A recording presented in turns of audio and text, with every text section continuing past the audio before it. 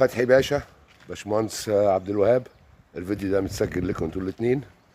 دي العربيه اللي انا جبتها الشيفروليه في الاكوادور 2021، عامله 4000 كيلو فقط لا غير، 4 سلندر.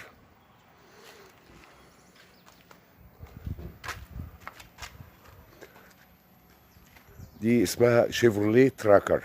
ما اعتقدش ان دي موجوده في مصر ولا في امريكا، لانها بتصنع بس للدول اللاتينيه، الاكوادور، كولومبيا، فنزويلا، اوروجواي، باراجواي، برازيل.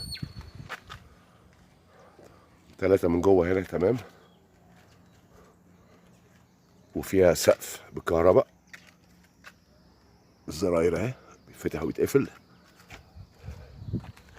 هي عيبها الوحيد بس ان الشنطه بتاعتها صغيره.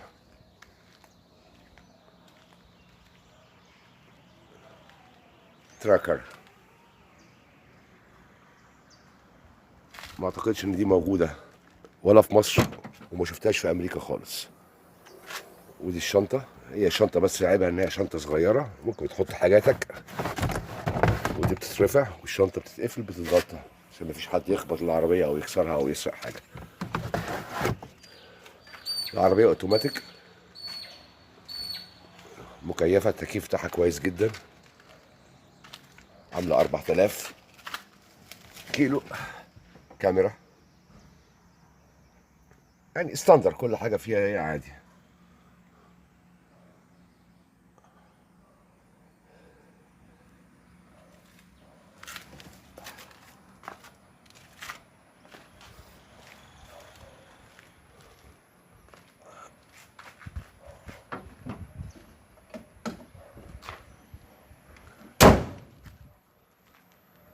ده الشكل اللي عامله العربيه.